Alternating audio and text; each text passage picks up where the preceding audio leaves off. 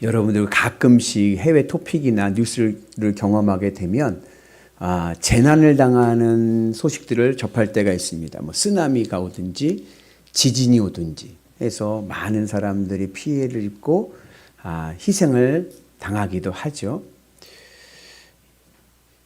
여러분 생각엔 어떻습니까? 그러한 재난을 당하고 희생당한 사람들이 죄를 많이 져서 그렇게 당했을까요? 아니면 속된 말로 운이 안 좋아서 재수가 없어서 그런 일을 당했을까요? 예전에 일본에 쓰나미가 덮쳤을 때 어느 목사님이 뭐라고 설교하셨냐면 일본은 우상을 많이 섬기는 나라이기 때문에 쓰나미가 왔다 그래가지고 또 한참 시끄러운 적이 있었습니다. 여러분 생각은 어떻습니까? 성경을 보면 고난이 오고 재난이 오는 이유 중에 60%는 원인과 결과가 있어요. 전부는 아니라 60% 정도는 성경에 나오는 사례들을 보면은 죄를 졌기 때문에 심판을 받습니다. 그러한 인과관계가 있는 경우가 한 60% 정도 있습니다. 콩 심은데 콩나고 팥 심은데 팥납니다. 그래서 죄를 졌으면 죄값을 받아야 되고 죄를 졌으면 고난이 옵니다. 그래서 사람은 속여도 하나님은 속일 수가 없죠. 그 죄를 지면 천벌받습니다. 맞죠? 그런데 그러지 않은 경우도 있어요. 무고하게 이유 없이 고난이 올 때가 있습니다. 그 이유 없이 고난이 온 사람들에게 우리는 어떻게 해야 되는가? 그들에게도 죄가 있어서 그렇다라고 이야기하기는 어렵죠.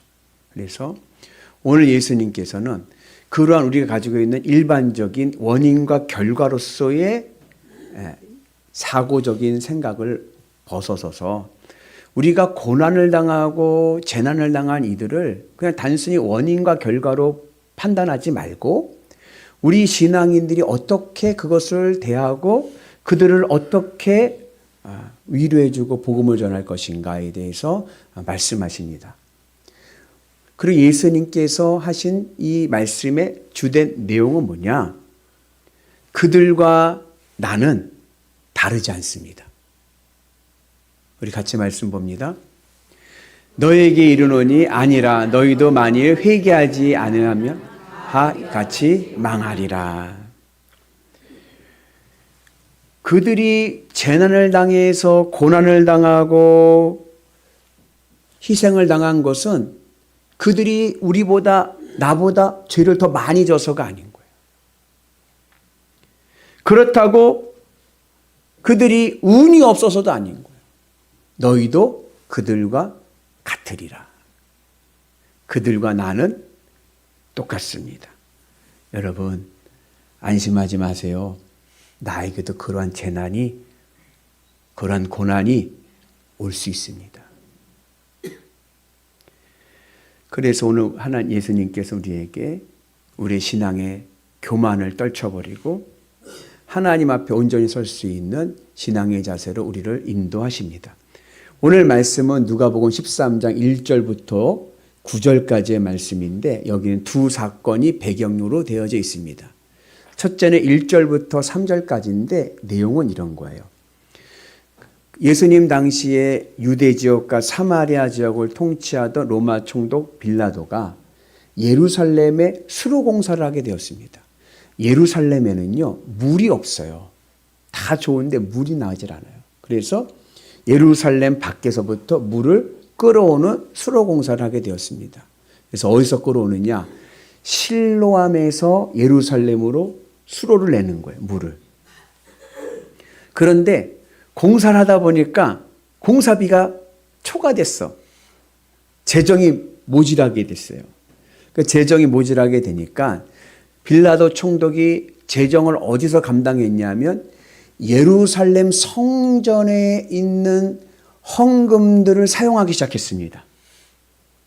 예루살렘 성전의 헌금은 이스라엘 백성들이 하나님께 바친 예물인데 그것을 수로공사 건축비로 이용하는 거예요. 명분은 뭐냐면 예루살렘 성에서 가장 많은 물을 쓰는 곳이 성전입니다. 왜냐하면 성전에는 희생제사 예배를 드리니까 이 희생제물들을 닦아야 되잖아요. 물을 제일 많이 쓰니까 너네들도 내야 된다 해가지고 성전 헌금을 가지고 수로공사를 하게 된 거예요. 근데 그것이 유대인들에게 보기에는 굉장히 불편한 거예요. 우리는 하나님께 바쳤는데 이것을 세상 권력이 빼앗아서 세상 일을 했으니까 이게 맞지 않는다고 생각을 해가지고 데모를 하기 시작했습니다. 그래갖고 갈릴리에서 온 사람들이 예루살렘까지 와가지고, 갈릴리는 저 이북이 아닙니까? 거기서 예루살렘까지 와가지고 데모를 했어요. 빌라도는 각성하라, 각성하라, 각성하라, 뭐 이러겠죠. 성전 헌금을 이용하지 말아라, 말아라, 말아라 하면서 뭐 데모를 했겠죠. 그러니까 총독 빌라도가 군대를 이끌어서 다 쓸어버려! 해가지고 그 갈릴리에서 데모하러 온 사람들을 쓸어버리라고 해갖고 학살을 했습니다. 그런데 엉뚱한 사람들이 다 죽었어요. 데모한 사람들이 죽은 게 아니라 갈릴리에서 예배드리러 온 순례자들이 다 죽었습니다. 그리고 그들의 피를 가져다가, 성경 유대인들 피를 굉장히 조심스럽잖아요. 피는 생명이니 하나님의 것이니까 피는 함부로 만지질 않아요. 레위인이나 제사장들 외에는. 근데 그 피를 받아다가 그 갈릴리 사람들의 피를 받아다가 하나님께 드리는 성전 희생제사 제물에 대해 확 버버린 거예요. 예배를 부정하게 만들어버린 거예요. 성전을 부정하게 만들어버린 거예요.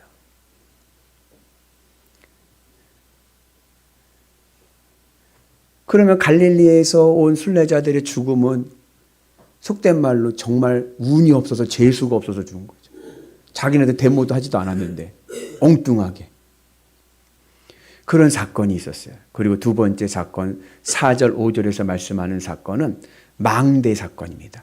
아까 수로공사를 하는데 예루살렘에서 떨어진 실로암으로부터 이제 물을 끌어오잖아요. 그 이제 실로암에 망대를 세워요. 망대는 탑입니다. 건축할 때 세우는 탑인 거예요. 탑을 세워놓고 거기서 땅을 파가지고 길을 내가지고 이제 사겠죠. 근데 그 망대가 무너졌어. 탑이 무너진 거예요. 무너지는데 거기서 일하던 인부 18명이 깔려 죽었습니다. 망대에 깔려 죽은 거예요. 탑에 깔려 죽은 거예요. 그 사건을 보고 유대인들은 어떻게 생각을 했냐면 겉봐라. 이럴 줄 알았다. 왜? 지금 빌라도가 이 수로공사를 누구 돈으로 해요? 하나님의 돈으로 하는 거잖아요. 지금 성전에 바쳐 헌금을 하는 거잖아요. 하나님의 돈으로. 그 인부들은 어디서 돈을 받았겠어요? 빌라도가 준 돈으로 인건비를 받아서 일을 한 거잖아요. 근데 그 인건비가 누구의 것이에요? 원래는 하나님의 것이죠. 거봐라. 하나님의 것을 자기 것으로 받아서 저렇게 다 죽었다. 그렇게 그 망대에 깔려 죽은 인부들을 정죄하는 거예요. 맞습니까? 그러한 일 가운데서 오늘 예수님께서 그러한 학살과 사고로 죽은 그 사람들과 지금 그것을 정죄시하고 그리고 그것을 어떤 인과관계 속에서 그들을 해석하는 것은 잘못된 것이다 말씀하시면서 너희들도 회개하지 아니하면 이와 같이 될 것이다. 그들과 너희는 다를 바가 없다. 똑같다. 라고 말씀하고 있습니다. 우리가 가장 조심해야 될 게 뭐냐면 주변에 어떤 재난이나 어떤 사고나 이런 일이 생겼을 때 이렇게 생각하는 사람은 어리석은 사람입니다. 어떻게 생각하냐? 아유, 다행이다. 우리 집은 안전하니까 다행이다. 우리 식구들은 사고당하지 않았으니까 다행이다. 이렇게 생각하는 건 어리석은 거예요. 그럼 어떻게 받아들여야 되느냐? 그 고난과 그 재난의 자리가 나의 자리인 거예요. 나도 그럴 수 있었어요. 그들이 바로 나다. 내가 당할 그 재난을 그들이 당했다. 라고 생각을 하고 내 모습을 좀 더 살펴보고 그리고 내 신앙을 하나님 앞에 온전히 돌리는 은혜가 있어야 될 줄로 믿습니다. 여러분, 오늘 우리 예배 드리러 왔죠? 죄송합니다만 우리 예배 드린 이 자리 나 잘나서 온 거 아니에요. 내가 의로워서 이 자리에 있는 거 아닙니다. 하나님의 전적인 은혜인 거예요. 그래서 예수님께서 그렇게 비난하고 그리고 정죄시하는 유대인들을 향해서 말씀하시는 것은 그들과 너희가 다르지 않다. 똑같다. 다만 너희들이 지금 호흡하고 살아있는 것은 전적인 하나님의 은혜이다. 전적인 하나님의 은혜로 우리가 오늘 살고 있는 겁니다. 그리고 오늘 너희들이 그러한 재난을 당하지 않은 것은 하나님의 은혜이고 나에게도 그 재난은 언제든지 올 수 있다. 그러니 어떻게 해야 됩니까? 지금 회개하고 하나님을 바라보고 하나님의 믿음 안에 있어야 된다. 세상을 사랑하고 나는 안 그러겠지. 나는 안 당하겠지. 나는 사고 안 나겠지. 그렇게 아니란 생각하지 말고 나도 언제 무슨 일을 당할지 모르니 늘 믿음 안에서 내 삶을 겸손히 하고 하나님을 바라보면서 살아가는 삶, 회개하는 삶을 우리에게 말씀하고 있습니다. 그리고 우리가 그렇게 회개하고 있는 우리의 삶 속에 아직 내가 생명이 있고 건강하다는 것은 하나님이 나에게 아직 기회를 주시는 거예요. 그러기에 내가 건강하고 내가 움직일 수 있을 때 주님 맡겨주신 사명에 충성할 수 있는 은혜가 있기를 주의 이름으로 축복합니다. 그래서 우리가 고난을 당하고 어려움을 당한 그들의 아픔이 내 아픔이다. 나도 그 자리에 있었지만 이 내가 안전한 것은 하나님의 전적인 은혜이고 내가 언제 나도 그런 고난이 당할지 모르니 늘 하나님을 바라보는 믿음의 삶을 살아가고 하나님 나에게 기회를 주셨으니 내가 기회 주신 그 날까지 충성하는 은혜가 있기를 축복합니다. 그래서 내 주변에 어려움을 당하고 고난을 당한 이들을 어떻게 해야 됩니까? 그들을 정죄하지 마시고. 여러분 욥기에 보면 욥의 친구들이 문제가 뭐냐. 신방으로 왔어요. 욥이 고난을 당했잖아요. 신방이 왔어요. 그럼 신방 와서 뭐라고 그러냐면 욥의 친구들은 너 뭐 잘못했지? 너 뭐 잘못했지? 우리가 모르는 죄 졌지 너. 응? 빨리 회개해. 이러는 거예요. 그러니까 욥은 미치겠는 거예요. 그러지 마시고. 여러분 사도 바울이 뭐라 그랬어요? 즐거워하는 자들과 함께 즐거워하고 우는 자들과 함께 울라. 그들을 위로해주고 그들을 위해 기도해주고. 왜? 그 자리가 내 자리인 거예요. 함께 기도해주고 격려해주고 다시 일어설 수 있도록 여러분 우리가 도와야 될 줄로 믿습니다. 판단은 하나님이 하시는 거니까 내가 왜 그 판사가 되려고 그래요? 하나님 앞에 맡기고 믿음의 길을 가는 은혜가 있기를 축복합니다. 우리 옆분한테 한번 격려하겠습니다. 집사님. 손 한번 잡아볼까? 집사님. 그동안 참 잘하셨습니다. 아멘. 여러분 참 잘 살아오신 거예요. 예, 잘하셨습니다. 여러분 늘 격려와 위로 속에서 승리하는 은혜가 있기를 축복합니다. 여러분 사실 봐보세요. 세상에 누가 더 잘 사나? 꼭 그런 건 아니지만 제가 보기에는요. 나쁜 인간들이 더 잘 사는 것 같아요. 악한 인간들이 더 잘 되는 것 같아요. 수단과 방법을 안 가리잖아요. 그래서 이런 말 있죠. 가인방명이다. 가인방명. 왜? 아름다운 사람은 일찍 죽는다. 선한 사람은 늘 당하게 돼 있어. 늘 당하게 돼 있어. 그래도 마음 쓰지 마세요. 하나님 살아계시고 하나님의 구원이 있는 줄로 믿습니다. 그래서 늘 믿음의 은 안에서 승리의 길을 가는 은혜가 있고 그리고 인내하시고 그리고 하나님 나에게 주신 기회가 있고 사명이 있습니다. 그걸 잘 감당할 은혜가 있기를 주님의 이름으로 축복합니다. 중요한 것은 뭐냐?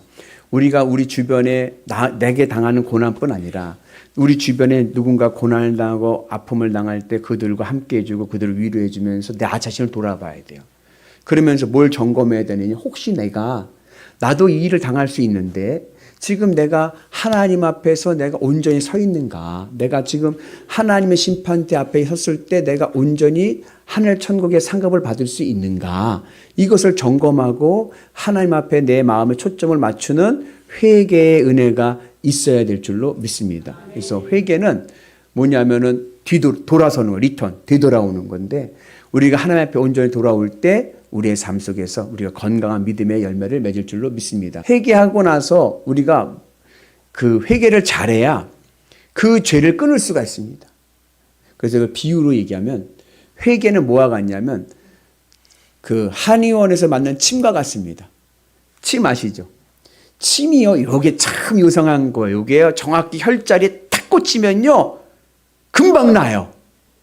근데 혈자리에 꽂히지 않고 이상한 데 꽂히면 암만 꽂아도 안 나요. 회개가 그렇습니다. 한만 회개하면 뭐해요? 여전히 나는 죄 짓는데. 왜 그럴까? 그 회개의 혈자리를 제대로 꽂지 못했기 때문에 그런 거예요. 우리의 죄의 혈자리를 꽂아야 됩니다. 우리의 혈자리가 어디냐? 죄의 뿌리가 어디냐? 여러분 그런 경험 해보셨나요? 저 예전에 초등학교 때 화단에서 잡초 뽑을 때 선생님 늘 하시는 말씀이 뭐냐면, 야, 풀만 뜯지 말고 뿌리까지 뽑아야 된다 그랬어요.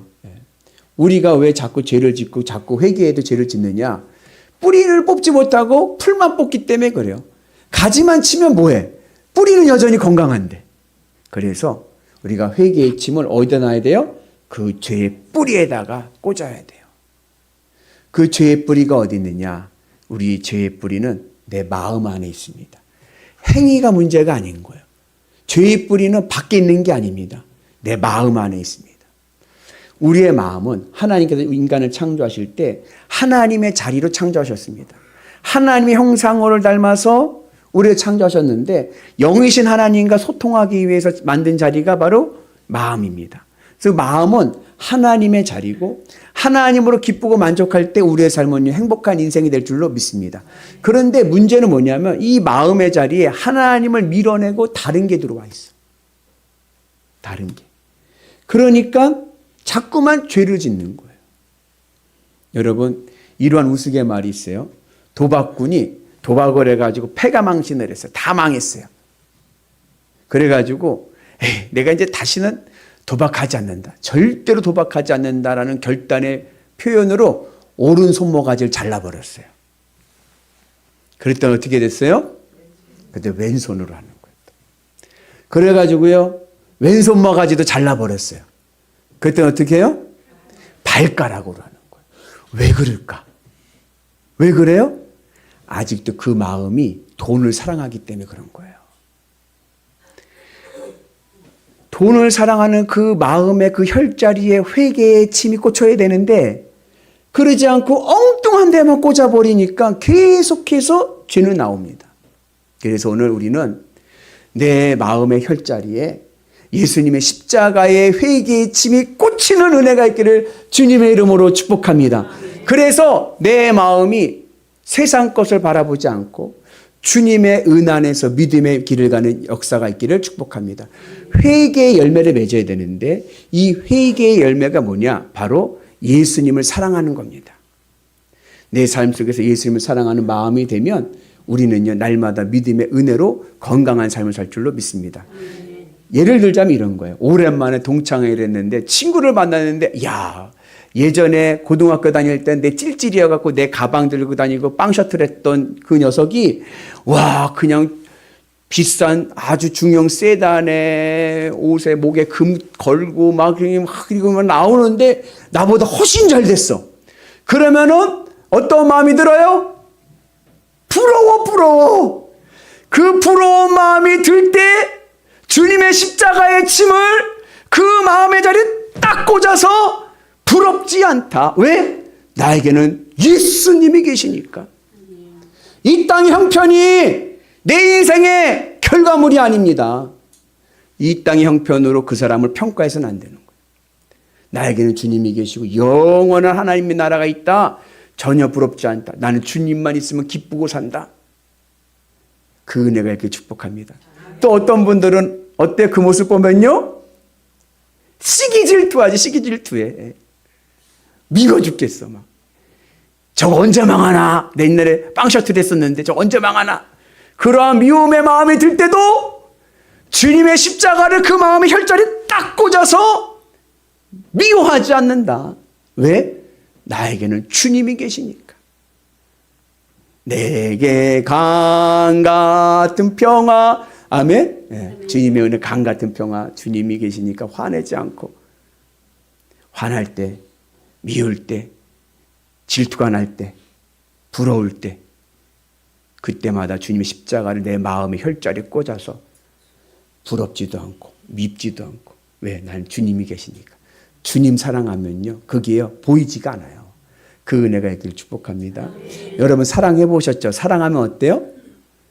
사랑하는 사람이 제일로 이쁘고 제일로 멋있어요. 누가 야, 그 키가 뭐냐? 키가 너무 작은 거 아니야? 그래도 내가 보기에는 제일로 멋있고 제일로 잘생겼는데 뭐. 제가 예전에 한번 말씀드렸는데, 제가 전에 섬기던 교회 권사님이 둘째 아들이 결혼한다고 결혼할 아가씨를 데리고 온 거예요. 왔는데 전혀 마음에 들지를 않아. 밥을 먹을 때 이렇게 먹는데 자꾸 얼굴에서 뭐가 거슬려. 뭐가 거슬냐? 코 밑에 파달만한 점이 있는데 막 이렇게 큰 게 있는데, 그게 자꾸 거슬리는 거예요. 거슬리는 거예요. 그래가지고 마음에 안 드는 거예요. 그 이제 아가씨 밥 먹이고 이제 집에 보내고 아들 붙잡아 놓고, 야 임마, 걔 마음이 그렇게 좋냐? 그게 좋냐? 야, 놓고 봤냐? 코 밑에 이거 봤냐? 이거 봤냐? 그랬더니 그 아들이 하는 말이 뭔지 알아요? 엄니는 그게 매력인디? 그래. 그게 매력이래. 그게 매력. 아이고 완전히 갔구나 이 녀석이. 결혼해라. 사랑하면요 단점도 안 보입니다. 다 좋아 보이는 거예요. 내가 주님을 사랑하잖아요. 세상에 부러울 곳이 없습니다. 늘 믿음의 은 안에서, 성령의 은 안에서 살아가는 은혜가 있기를 주님의 이름으로 축복합니다.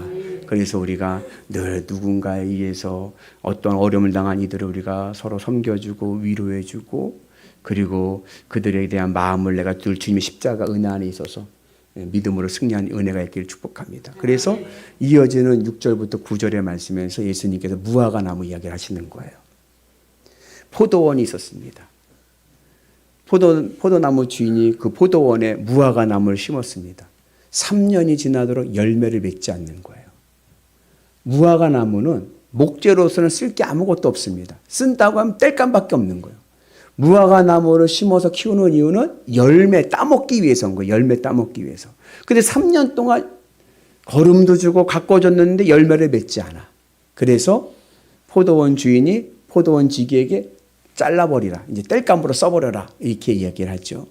근데 성경에서 열매를 맺지 않는 무화과 나무는 누구를 상징하냐면 머리만 큰 이스라엘을 상징하는 거예요. 잎은 무성해. 아는 건 척척박사지 뭐. 아는 건 많지. 잎은 얼마나 그냥 청상유순지 그냥 뭐 따라갈 수가 없어. 근데요 열매가 없는 거예요. 머리만 큰 이스라엘. 오늘 우리는 주님의 은 안에서 열매 맺는 이스라엘 되어야 될 줄로 믿습니다. 왜 머리는 크고 입은 청산유수인데 왜 삶의 열매가 없느냐? 이유는 회개의 열매가 없기 때문에 그런 거예요. 그 마음이 하나님을 사랑하지 않아. 다른 것을 내 마음에 품고 그것을 위해서 그것을 사랑하면서 살아가는데 어떻게 내가 신앙의 열매를 맺을 수가 있겠습니까? 그래서 오늘 여러분들 주님의 은 안에서 사순절 기간이지 않습니까? 여러분들 마음에 주님의 십자가의 침을 꼭 잘 꽂는 은혜가 있기를 주의 이름으로 축복합니다. 그래서 내 마음에서 어떤 미움과 시기와 또 무엇에 대해서 내가 빼앗길 때 그것을 탁 꽂아서 주님만을 바라보고 주님을 사랑하게 되면 우리의 삶은요 하나님께서 풍성하게 해주실 줄로 믿습니다. 여러분 성경에 나오는 위대한 인물들이 있어요. 모세부터 아브라함으로부터 다윗으로부터 있죠. 여러분 봐보세요. 그들의 삶을 보면요 그들이 하나님 앞에 뭐 서운한 게 없어요. 하나님 저 왕 되게 해주세요. 하나님 저 총리 되게 해주세요. 하나님 저 뭐 되게 해주세요라고 서운한 적이 없어. 단지 그들은 그들 마음에 뭘 품었어요? 하나님 사랑하기. 마음과 뜻과 힘을 다하여 하나님을 사랑하며 나갔더니 하나님께서 그들을 왕으로도 세우시고 지도자로도 세우시고 선지자도로 세우시고 하나님의 일꾼으로 세우시고 풍성한 복을 주신 줄로 믿습니다. 그래서 오늘 우리도 회개에 합당한 열매를 맺어서 늘 주님 사랑하는 마음을 붙잡고 나가면 하나님께서 우리의 삶을 풍성하게 하실 줄로 믿습니다. 하나님께서 우리를 지켜주실 줄로 믿습니다. 오늘 내가 여기 있는 것 하나님의 전적인 은혜입니다. 하나님의 은혜 안에서 늘 겸손한 마음을 가지고 주님의 십자가 은혜 안에서 주님을 사랑하면 하나님께서 내 삶을 풍성하게 하실 줄로 믿습니다.